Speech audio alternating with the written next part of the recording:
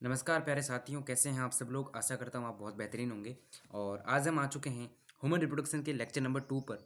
Human reproduction के lecture number 2 पे हम आ चुके हैं और उसके अंदर आज हम स्टार्ट करेंगे पुरुष जनन तंत्र। क्या स्टार्ट करेंगे? पुरुष जनन तंत्र। पिछली क्लास के अंदर बेसिक चीज़ें अपने कंप्लीट कर ली थी। आज पुरुष जनन तंत्र को बहुत ही बेहतरीन तरीके से स्टार्ट करने जा रहे हैं, जिसके अंदर एनसीईआरटी की एक एक लाइन कवर करवाई जाएगी। यस, सबसे पहली जो लाइन है, पुरुष जनन तंत्र शरीर के श्रोणि क्षेत्र या पेल्विक रीजन में अवस्थित होता है। अपना जो पुरुष जनन तंत्र है, यहाँ तक कि जो स्त्री जनन तंत्र है वो भी श्रोणि क्षेत्र के अंदर ही स्थित होता है। श्रोणि क्षेत्र कौन सा है? जो आपकी कमर के नीचे का भाग है, जहाँ पे आपके जनन अंग पाए जा रहे हैं, वो जो क्षेत्र हैं, वो सारा क्षेत्र पेल्विक रीजन कहलाता है। क्या कहलाता है? श्रोणि क्षेत्र कहलाता है। क्या कहलाता है प्यारे बच्चों? श्रोणि क्षेत्र कहलाता है। इसके अंतर्गत अब पुरुष जनन तंत्र के अंतर्गत क्या क्या पाया जाता है? एक जोड़ा वर्षण पाया जाता है। एक one pair testis, one pair of testis, one pair of testis. Testis का कितना जोड़ा? एक जोड़ा टेस्टिस, यानी कि वर्षण जिसको आप बोलते हो। उसके बाद में सहायक नलिकाएं भी होगी, इनको अपन पढ़ेंगे आगे कि उसके साथ साथ एक जोड़ी सहायक ग्रंथियां होगी और बाह्य जननेंद्रियां। ये सारी चीजें एक हमारे नर जनन तंत्र के अंदर आती है। क्या क्या आती है? सबसे पहली जो चीज आती है वो है टेस्टिस। क्या आती है? टेस्टिस। क्या टेस्टिस पेयर में होते हैं? हाँ सर, वन पेयर होते हैं। कितना होते हैं? वन पेयर होते हैं। उसके बाद दूसरा है सहायक नलिकाएं। क्या है? सहायक नलिकाएं, सहायक नलिकाएं। ठीक है। तीसरा जो है वो है सहायक ग्रंथियां। सहायक ग्रंथियां क्या है? सहायक ग्रंथियां। तीसरा क्या है? सहायक ग्रंथियां हैं, जो पेयरिंग में भी होती हैं। दो तीन ग्रंथियां हैं तो वो पेयरिंग में भी होती हैं और कोई कोई सिंगल भी होती है। उसके अलावा एक है बाह्य जननेंद्रिया, एक्सटर्नल जेनेटेलिया। क्या बोलते हैं इसको? एक्सटर्नल जेनिटेलिया या बाह्य जननेंद्रिय। बाह्य जननेंद्रिय की बात करूं तो हमारा नर जनन तंत्र के अंदर जो पेनिस है आपका, जो पेनिस है आपका, वो क्या है आपका? बाह्य जननेंद्रिय है। वो क्या है आपकी? बाह्य जनन इंद्रिय है। जनन इंद्रिय का मतलब, जनन का मतलब तो रिप्रोडक्शन वाला हो गया। जनन इंद्रिय का मतलब इंद्रियां, इंद्रियां जिनको अपन छू सकते हैं, टच कर सकते हैं। तो नर के संदर्भ में उसको अपन पेनिस को बोलते हैं बाह्य जननेंद्रिय। क्या बोलते हैं? पेनिस को बाह्य जननेंद्रिय बोलते हैं। क्लियर है क्या? कौन कौन सी चीजें? एक तो हो गया आपका टेस्टिस जो कि वन पेयर होगा, सहायक नलिका हो गई आपकी, सहायक ग्रंथियां हो गई, और साथ ही साथ क्या हो गया? बाह्य जननेंद्रिय हो गया। यस। उसके बाद अगर हम बात करें टेस्टिस की, सबसे पहले अगर हम टेस्टिस को पढ़ना स्टार्ट करें, टेस्टिस को या वर्षण को पढ़ना स्टार्ट करें, तो शरीर में वर्षण उदर गुहा के बाहर एक थैली और धानी में स्थित होते हैं। वर्षण जो होते हैं वो उदर गुहा के बाहर की तरफ होंगे और एक थैली या धानी में स्थित होते हैं। एक थैलीनुमा संरचना के अंदर वो स्थित होते हैं और उस थैलीनुमा संरचना को वर्षण कोष या स्क्रोटम कहते हैं। इसको क्या बोलते हैं? स्क्रोटम। क्या बोलते हैं? स्क्रोटम या वर्षण कोष बोलते हैं। क्या बोलते हैं? स्क्रोटम या वर्षण कोष बोलते हैं, जिसके अंदर वर्षण स्थित होते हैं। यस, ये ऐसी संरचना होती है। अगर हम स्क्रोटम की संरचना को देखें तो ये ऐसी संरचना होती है। अब एक वर्षण आपका यहाँ होगा और दूसरा वर्षण आपका यहाँ होगा, तो इसको मैं क्या बोलूंगा? स्क्रोटम बोलूंगा। क्या बोलूंगा? स्क्रोटम या वर्षण कोष बोलूंगा। ठीक है। और इनको मैं क्या बोलूंगा? टेस्टिस बोलूंगा। यानी कि टेस्टिस कहाँ स्थित है? एक थैली या धानी के अंदर स्थित है, जिसको अपन वर्षण कोष कहते हैं। क्या कंप्लीट है ये चीज? क्या ये बात समझ में आई? क्या ये बात समझ में आई? ठीक है। वर्षण कोष जो होते हैं वो वर्षणों के तापमान को शरीर के तापमान से 2 से 2.5 डिग्री सेंटीग्रेड कम करने में सहायक होता है। ये जो वर्षण कोष हैं, ये टेस्टिस का जो तापमान है या वर्षणों का जो तापमान है, उनको शरीर के तापमान से 2 से 2.5 डिग्री कम। मान लो शरीर का टेम्परेचर 36 डिग्री सेल्सियस है। ठीक है। शरीर का जो टेम्परेचर है 37.5 या 37 डिग्री अगर सेल्सियस है एवरेज, तो उसको अगर हम यहाँ पे वर्षण का टेम्परेचर देखेंगे तो ये आपका 35 डिग्री सेल्सियस होगा। 2 से 2.5 डिग्री के आसपास है, वो कम कर लेते हैं उस टेम्परेचर को। कम क्यों किया जाता है? क्योंकि इस परिस्थिति के अंदर जो आपके शुक्राणु बनेंगे वर्षण के अंदर, वर्षण के अंदर शुक्राणु बनते हैं। वर्षण के अंदर क्या बनते हैं? शुक्राणु। तो 35 डिग्री, ये जो 2 डिग्री कम हो रहा है, उससे शुक्राणु बनने में ज़्यादा मदद मिलती है। शुक्राणु जो है वो बनने में ये हेल्प करता है। इसीलिए 2 से 2.5 डिग्री सेंटीग्रेड कम रखना पड़ता है। और कम कौन रखना है? कौन रखता है? ये जो वर्षण कोष है, ये इस टेम्परेचर को कम बनाए रखता है। क्लियर है क्या? अरे क्लियर है। कितना? 2 से 2.5 डिग्री। कितना? 2 से 2.5 डिग्री सेंटीग्रेड। यस। जो कि शुक्राणु जनन के लिए आवश्यक है। मैंने बताया शुक्राणु के निर्माण के लिए ये चीज आवश्यक है, शुक्राणु जनन के लिए आवश्यक है। वयस्कों में प्रत्येक वर्षण अंडाकार होता है। वयस्क में अगर वर्षण की बात करूं या टेस्टिस की बात करूं तो ये अंडाकार है। ये कैसा है? टेस्टिस कैसा है? अंडाकार है, जिसकी लंबाई लगभग 4 से 5 सेंटीमीटर और चौड़ाई लगभग 2 से 3 सेंटीमीटर होती है। समझ आ गई की बात? ये आपकी होगी लंबाई। ये आपकी क्या हो गई? लंबाई। कितनी हो गई? 4 से 5 मीटर ये लंबा है, चौड़ाई ऐसे देखो, इस चीज़ को समझने की कोशिश करो। जैसे ये टेस्टिस है तो ये इसकी चौड़ाई होगी। एक गोल टेस्टिस है तो उसकी ये चौड़ाई होगी और ये ऊपर वाली पूरी लंबाई होगी। 4 से 5 मीटर लंबा होगा और ऐसे चौड़ाई वेट में देखेंगे तो कितना होगा, यहाँ से 2 से 3 सेंटीमीटर होगा। मीटर नहीं, माफ़ करिएगा, मैंने अगर मीटर लिखा हो तो सेंटीमीटर होता है। कितना होता है? सेंटीमीटर। क्लियर है क्या? क्या ये कॉन्सेप्ट क्लियर है? वर्षन की साइज़ याद रहेगी, लंबाई और चौड़ाई दोनों दे रहेगी। लंबाई 4 से 5 है। आप इसको ऐसे याद रख लो, 2, 3, 4 और 5। 2 से 3 क्या है आपकी? बी, यानी कि चौड़ाई। चौड़ाई को क्या बोलते हैं? वेट बोलते हैं, क्या बोलते हैं इंग्लिश के अंदर? रुको 1 मिनट।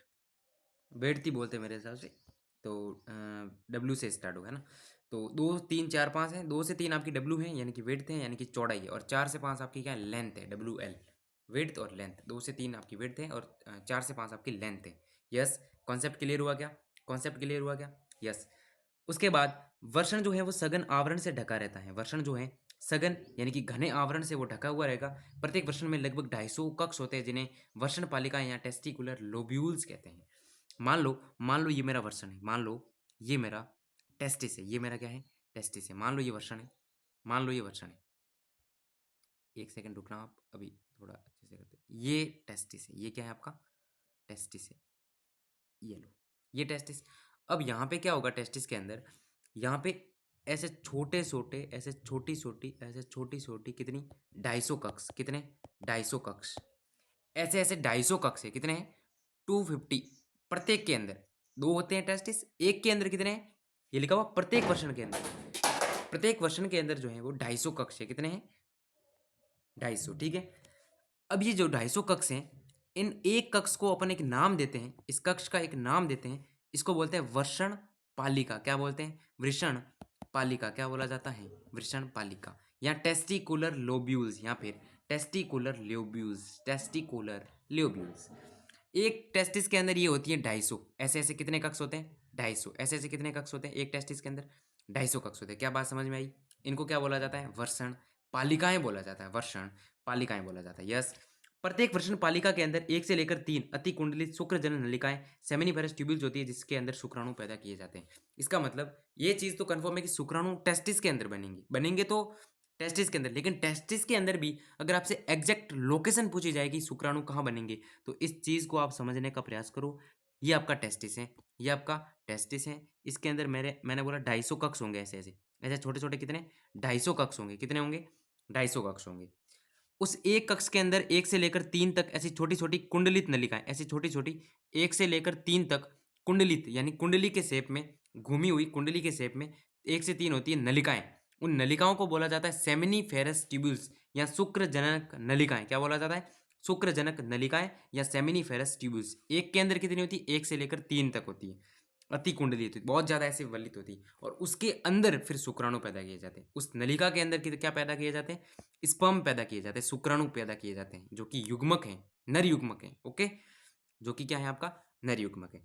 अब अगर मैं बात करूं कितनी सेमिनिफेरस ट्यूब्यूल्स होती है, मैंने बोला 250 तो टोटल कक्ष होते हैं एक क्वेश्चन के अंदर।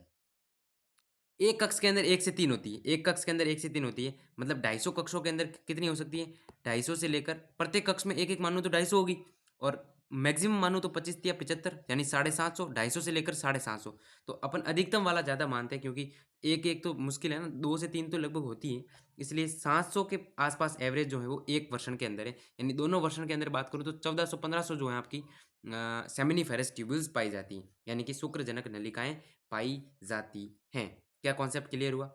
यस। उसके अंदर आपको शुक्राणु पैदा किए जाते हैं। प्रत्येक शुक्रजनक नलिका का भीतरी भाग 2 प्रकार की कोशिकाओं से स्तरित होता है, जिन्हें नरजन्म कोशिकाएं या शुक्राणुजन या स्पर्मेटोगोनिया और सटोली कोशिकाएं भी कहते हैं। नरजन्म कोशिकाएं अर्धसूत्री विभाजन के फलस्वरूप शुक्राणुओं का निर्माण करेगी, लेकिन सटोली कोशिकाएं इनको पोषण प्रदान करेगी। उसके बाद बाहरी अवकाश को इंटरेस्टिस है। ये चीज समझने की, यहाँ पे जो सारा सेंटेंस है वो क्या है? समझने का। आइए अपन चर्चा करते हैं। आइए इसको अपन चित्र के माध्यम से समझने का प्रयास करते हैं। सबसे पहले शुक्रजनक नलिकाओं के आरेखीय काट का एक दृश्य देखें। ये आपकी शुक्रजनक नलिका जो अति कुंडलित नलिका थी। अगर हम वापस इसकी लोकेशन की बात करें तो ये आपका टेस्टिस था। इसके अंदर मैंने बोला कि 250 कक्ष हैं। मैंने क्या बोला? 250 छोटे छोटे कक्ष हैं, जिनको मैंने बोला वर्षण पालिका, टेस्टिकुलर लोब्यूल्स। उस 250 के अंदर अगर एक कक्ष को उठाऊं, उस 250 का एक कक्ष उठाऊं, तो उसके अंदर 1 से लेकर 1 से लेकर 3 तक अतिकुंडलित नलिका होती। फिर इस नलिका का जब मैं आरे की चार्ट बनाऊँ, इस नलिका एक को निकाल के जब मैं इसका अनुप्रस्थ काट बनाऊँ, तो ये कुछ इस प्रकार की एक होती। एक नलिका जो सेमिनिफेरस ट्यूब्यूल्स है, वो कुछ इस प्रकार की। उसके अंदर 2 स्थान होते हैं। ये आपका 1 सेकंड, इसको रफ कर देता हूँ मैं। ठीक है? ये आपकी शुक्र जनन नलिका का चित्र है। आरे की काट का एक दृश्य है। उसके अंदर देखा जाए तो ये ये देख रहे हो आप? ये देख रहे हो? एक स्पेस तो ये है और एक आपको रेड रेड जैसे दिखाया गया है। एक आपको किससे दिखाया गया है? रेड रेड से दिखाया गया है। जो आपको रेड रेड कलर से दिखाया गया है वो आपका अंतराली अवकाश है। रेड रेड से जो दिखाया गया है वो है अंतराली अवकाश, इंटरस्टिशियल स्पेस। अंतराली अवकाश या इंटरस्टिशियल इंटरस्टिशियल इंटरस्टिशियल अवकाश, अंतराली अवकाश या इंटरस्टिशियल स्पेस दिखाई दे रहा है क्या? रेड रेड से मैंने कर दिया है पूरा। दूसरा वाला है जो है वो इसकी मेन जगह है, अपन कह सकते हैं, जहाँ पे शुक्राणु अपने को देखने को मिलेंगे। ठीक है? तो इसको अपन भीतरी भाग कह सकते हैं। इसको अपन क्या कह सकते हैं? भीतरी भाग। ये आपकी शुक्रजन नलिका का ये भीतरी भाग है। मैं अलग कलर से बना रहा हूँ, आप इसको चीज़ को समझने का कोशिश करें। ये शुक्रजनन नलिका का भीतरी भाग जो मैंने इसके अंदर अंदर बनाया, ये पूरा अंदर वाला भीतरी भाग है। भीतरी भाग में आपको 2 प्रकार की कोशिकाएं देखने को मिलेगी। भीतरी भाग के अंदर आपको 2 प्रकार की कोशिका देखने को मिल रही है। एक कोशिका आपको ये एरो कर रहा है, ये वाली, जो कि शुक्राणुजन या स्पर्मेटोगोनिया है। ये वाली यहाँ पे पड़ी हुई है, शुक्राणु या स्पर्मेटोगोनिया, शुक्राणुजन या स्पर्मेटोगोनिया। दूसरी जो कोशिका है वो आपकी सर्टोली कोशिका है, वो भी यहाँ पाई जा रही है, ये वो भी यहाँ पे पाई जा रही है। अब क्या हुआ? शुक्राणुजन कोशिका जो है वो आपकी शुक्राणु का निर्माण करती है एक प्रोसेस के द्वारा, जिसको शुक्राणु जनन कहते हैं, शुक्र जनन कहते हैं, माफ कीजिएगा। शुक्राणुजन कोशिकाएं वो शुक्र जनन प्रोसेस से, स्पर्मेटोजेनेसिस प्रोसेस से शुक्राणु का निर्माण करती हैं। और ये जो सर्टोली कोशिकाएं हैं इन शुक्राणुओं को क्या प्रदान करती हैं? पोषण प्रदान करती है। सर्टोली क्या करती है? पोषण प्रदान करेगी। ये तो भीतर की बात हुई, ये भीतर वाले भाग की बात हो गई। किसके भीतर वाले? शुक्र जनन नलिकाओं के भीतर वाले भाग।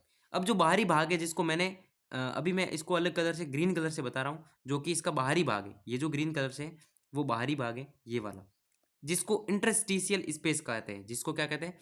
Interstitial space. इसके अंदर भी कुछ कोशिकाएं देखने को मिलती हैं, जैसे कि आपकी एक लीडिंग सेल या इंटरस्टिशियल सेल। लीडिंग सेल या लीडिंग कोशिका या इंटरस्टिशियल कोशिका जो है इस अवकाश के अंदर, जहाँ जो मैंने ग्रीन बनाया ना, वहाँ पे पाई जाती है, जो कि नर के लिंग हार्मोन यानी कि टेस्टोस्टेरोन या एंड्रोजन या पुंजन का स्त्रावन करती हैं। हार्मोन के 3 नाम दिए गए, या तो आप पुंजन कह दो, या तो आप एस्ट्रोजन नहीं, एंड्रोजन क्या कह दो? एंड्रोजन कह दो, या फिर आप कह दो टेस्टोस्टेरोन। क्या कह दो? टेस्टोस्टेरोन। कौन करेगी निर्माण? लीडिंग कोशिका। कहाँ पाई जाएगी? अंतराली अवकाश में। किसके अंतराली अवकाश में? शुक्र जनक नलिका के अंतराली अवकाश में। तो फिर शुक्र जनक नलिका के भीतरी भाग में कौन पाया जाएगा? 2 कोशिकाएं पाई जाएगी, सर्टोली कोशिका और शुक्राणुजन कोशिका या स्पर्मेटोगोनिया। स्पर्मेटोगोनिया क्या करेगी? शुक्राणु का निर्माण करेगी। किस प्रोसेस से निर्माण करेगी? वो करेगी आपके स्पर्मेटोजेनेसिस से। सर्टोली कोशिका क्या करेगी? सर्टोली कोशिका इस शुक्राणु जो बनेंगे उनको पोषण प्रदान करेगी, शुक्राणु को पोषण प्रदान करेगी। यस, क्लियर हुआ क्या? अब अपन इस चीज को पढ़ते हैं, शायद अब पढ़ने में होगी आसानी। यस, सबसे पहले आइए चर्चा करते हैं। रेड पेन ले लेता हूं मैं यहाँ पे। चलिए, प्रत्येक शुक्रजनक नलिका का भीतरी भाग 2 प्रकार की कोशिकाओं से स्तरित होती है। मैंने बोला 2 प्रकार की, जिन्हें नरजर्म कोशिकाएं या शुक्राणुजन या स्पर्मेटोगोनिया। मैंने एक नाम नहीं बताया जो कि नरजर्म कोशिका था। इसी शुक्राणुजन कोशिका को ही नरजर्म कोशिका कहा जाता है। दूसरी वहां पर सर्टोली कोशिका दिखाई दे रही थी। नरजर्म कोशिका या फिर शुक्राणुजन कोशिका या फिर स्पर्मेटोगोनिया, जो कि अर्धसूत्री विभाजन करेगी और शुक्राणु का निर्माण कर देगी। क्योंकि जो आपकी शुक्राणुजन कोशिका है या जो नरजर्म कोशिका है वो है 2n, और शुक्राणु हमें बनाना है n, क्योंकि युग्मक अगुणित होते हैं। तो इसके बीच में आपको करना पड़ेगा अर्धसूत्री विभाजन। क्या करना पड़ेगा? अर्धसूत्री विभाजन। जबकि आपकी जो सर्टोली कोशिका है वो जर्म कोशिकाओं को पोषण प्रदान करती है, नरजर्म को। शुक्रजनक नलिकाओं के बाहरी क्षेत्र, जो बाहर वाला क्षेत्र था, उसको मैंने अंतराली अवकाश बोला, फोटो के अंदर दिखाई दे रहा है, इंटरस्टिशियल स्पेस कहा जाता है। इसमें छोटी छोटी रुधिर वाहिनियां देखने को मिलेगी आपको, अंतराली कोशिकाएं देखने को मिलती हैं, जिसको आप इंटरस्टिशियल सेल कहते हो, या फिर जिसको आप लीडिंग कोशिका भी कहते हो। वो लीडिंग कोशिकाएं पुंजन या एंड्रोजन या टेस्टोस्टेरोन नामक वर्षण हार्मोन स्त्रावित करती हैं संश्लेषित करती है। यहाँ पर कुछ अन्य कोशिकाएं भी होती हैं जो प्रतिरक्षा का कार्य करने में सक्षम होती हैं। क्या बात क्लियर है? क्या अब चीज़ें समझ में आ गई सारी सारी? अब आप उस फोटो को देखोगे तो आप आसानी से समझ जाओगे। आप देख सकते हो बहुत अच्छे से मैंने बताया आपको। क्या सारा क्लियर है फोटो वाला? एक बार फिर से आप फोटो को आराम से देख लेना, कोई दिक्कत नहीं है, सारा क्लियर हो जाएगा। यस, बताओ। अब मैं थोड़ा सा इस फोटो के ऊपर भी नज़र डाल देते। हालांकि लास्ट में इस फोटो को पढ़ाऊँ तो सारा समझ में मेरे हिसाब से, क्योंकि अभी तक आपको प्रोस्टेट के बारे में नहीं पता, ठीक है ना, सीसन के बारे में नहीं पता, मूत्राशय शुक्राशय ये सारी चीज़ें, स्क्लन वाहिनी नहीं पता, मलाशय गुदा ये नहीं, तो ये चीज़ें पता नहीं है तो फिर फोटो जो है वो ये नर पूरा नर का जो है सिस्टम जनन का वो पढ़ने के बाद शायद फोटो को अपन देख लेंगे, ताकि कॉन्सेप्ट जो है वो अच्छे से क्लियर हो जाए। ठीक है, आगे बढ़ते हैं। चलिए, तो पुरुष लिंग, अब देखो आगे देखते हैं। पुरुष लिंग सहायक नलिकाओं के अंतर्गत अब अब तक हमने क्या देखा? वर्षण के बारे में चीजें पढ़ी, टेस्टिस के बारे में पढ़ी, ठीक है। अब अपन पढ़ रहे हैं सहायक नलिका। क्या पढ़ रहे हैं? सहायक नलिकाएं पढ़ रहे हैं। क्या पढ़ रहे हैं? सहायक नलिकाएं। अब नलिका जो होती है, जब आपके सामने नलिका नाम आता है तो उसका एक ही कार्य अपन कह सकते हैं, परिवहन करवाना। नली का एक ही कार्य है, कोई भी चीज अगर पाइपलाइन है तो वो पानी का परिवहन करवा सकती है, गैस का परिवहन करवा सकती है। यहाँ पर भी नलिकाएं किसी न किसी का परिवहन करवाएगी। यहाँ पर भी नलिकाएं किसी चीज का परिवहन करवाएगी। कौन करवाएगी? सहायक नलिकाएं। अब वो चीज क्या है आपका? वो आपका वीर्य है, या फिर वो आपके शुक्राणु अपन कह सकते हैं। कौन कौन सी सहायक नलिका होती है? सहायक नलिकाएं 4 होती है। कौन कौन सी होती है? आइए नाम देखते हैं सभी के। सबसे पहला है वर्षण जालिकाएं, जिनको रेटेटेस्टिस कहा जाता है। उसके बाद शुक्र वाहिकाएं हैं, जिनको वास इप्रेंसिया कहा जाता है। उसके बाद एपिडिडाइमिस या अधिवर्षण है। और उसके बाद लास्ट है आपका शुक्र वाहक या वास डिफरेंस। अभी इस चीज को यहां से समझने का प्रयास करते हैं, ध्यान से देखिएगा। ये आपका टेस्टिस है, ये आपका क्या है? टेस्टिस है। यहाँ पर जो छोटी छोटी पालियाँ बनाई हुई है, ये है वर्षण पालिकाएं। ये क्या है? वर्षण पालिकाएं हैं, लिखा भी है इसने वर्षण पालिकाएं। उसके बाद अगर मैं ध्यान से देखूं तो इस वर्षण पालिकाओं से जो नलिकाएं निकल के इकट्ठी हो रही हैं और एक जाल सा बना रही है, ये आपको इतना सा एक जाल दिख रहा है कॉर्नर पे। आप अगर ध्यान से देखोगे तो ये जो जाल दिख रहा है, यहाँ पे जो जाल दिख रहा है नलिकाओं को, उसे ही अपन रेटेटेस्टिस या वर्षण जालिका कहते हैं। उसे ही अपन क्या कहते हैं? रेटेटेस्टिस या वर्षण जालिका। अगर मैं कहूँ कि वर्षण जालिका किस किस को जोड़ रही है, उसके आगे एक चीज देखते हैं। वर्षण जालिका जो जाल बना था वो आगे एक एक नलिकाओं में ऐसे खुलती है, जिनको अपन शुक्र वाहिका या वास इफ्रेंसिया कहते हैं। ये वास इफ्रेंसिया किस में जाती है? एपिडिडाइमिस में। ये जो दिखाई दे रही है आपको, ये संरचना एपिडिडाइमिस है। ये जो लूप लुमा जो संरचना दिख रही है ये वाली, ये एपिडिडाइमिस है। उसके बाद यहाँ से शुरू हो जाता है आपका शुक्रवाहक।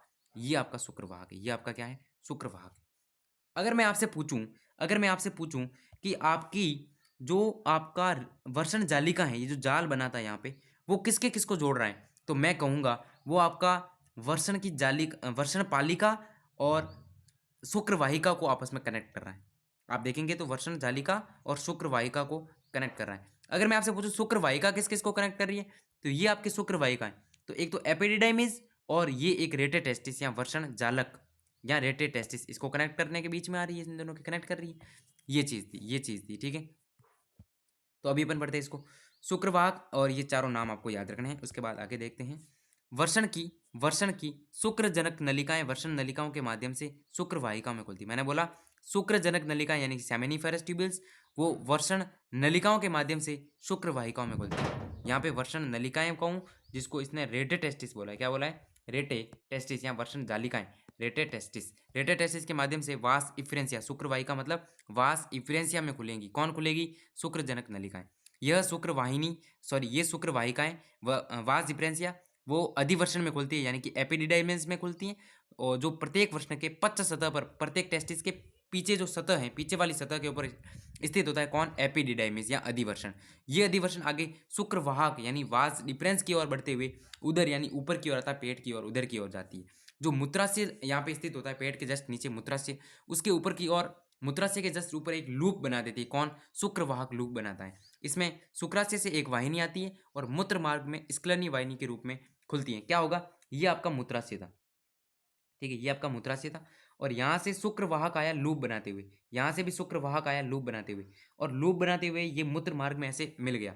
देखो मूत्राशय कब लूप बनाता है? शुक्राशय से एक वाहिनी आती है, यहाँ पे एक ग्रंथि होती है शुक्राशय ग्रंथि। कौन सी ग्रंथि होती है? शुक्राशय ग्रंथि होती है। उस शुक्राशय का स्राव यहाँ आएगा, यहाँ भी आएगा, ये वास डिफरेंस है वो भी यहाँ आ गए। और मूत्र मार्ग में यहाँ पर जो वाहिनी बनी उसको बोलते हैं स्क्लनीय वाहिनी या एजैक्यूलेटरी डक्ट या एजुकेटरी या इजैक्यूलेटरी डक्ट बोलते हैं आई थिंक। ठीक है, ये नलिकाएं वर्षण से प्राप्त शुक्राणुओं का भंडारण, ये जो नलिकाएं थी सारी की सारी, ये क्या करती थी, एक तो शुक्राणु को स्टोर करती थी और मूत्र मार्ग से इनको बाहर निकालने का काम करती थी, यानी कि स्थानांतरण करवाती थी। मूत्र मार्ग मूत्राशय से निकलकर, मूत्र मार्ग ये मूत्राशय है आपका, यहाँ से ये मूत्र मार्ग निकलता है और शीशन निकलकर पुरुष के शीशन या पेनिस, ये पुरुष का पेनिस है, और शीशन के माध्यम से गुजरता हुआ एक छिद्र के रूप में, यहाँ पे एक छिद्र है उसके रूप में ये खुलती है नलिकाएं। ठीक है, जिसको मूत्राशय मुख कहते हैं। क्या बोलते हैं, जहाँ से मूत्र विसर्जन होता है उस वहाँ पर एक मुख होता है जिसको मूत्राशय मुख कहते हैं या यूरेथ्रल मिएटस कहते हैं। क्या कहते हैं, यूरेथ्रल मिएटस कहते हैं। उसके बाद शीशन पुरुष की बाह्य जननेंद्रिय, शीशन जो है पुरुष की बाह्य जननेंद्रिय है और विशेष प्रकार के ऊतकों की बनी होती है। ये एक विशेष टिश्यू की बनी होती है जो कि उसके उद्घर्षण, उठान या इरेक्शन में सहायता करता है। उद्घर्षण में ये सहायता करेगा, इसके उठान को प्रेरित करेगा, इरेक्शन होगा ये। ठीक है, सहायता प्रदान करना है। वीर्य सेशन को सुगम बनाता है ताकि क्या हो, वीर्य सेशन वीर्य जो है वो आसानी से निकल पाए, इसलिए इसको क्या बनाता है, कठोर बनाता है, इरेक्शन करवाता है। शीशन का अंतिम भाग, ये अगर आपका शीशन है तो इसका जो अंतिम भाग है वो थोड़ा सा ऐसे फूला हुआ होगा, वर्धित भाग होगा, जिसको शीशन मुंड कहते हैं। इसको क्या बोलते हैं, शीशन मुंड कहते हैं। इसको क्या बोलते हैं, शीशन मुंड या ग्लांस पेनिस बोलते हैं। जो एक ढीली त्वचा से, यहाँ से एक ढीली त्वचा होती है जो इसके यहाँ तक आती है, उस ढीली त्वचा को बोलते हैं फॉर स्किन या अग्रच्छद। क्या बोलते हैं, अग्रच्छद या फॉर स्किन बोलते हैं।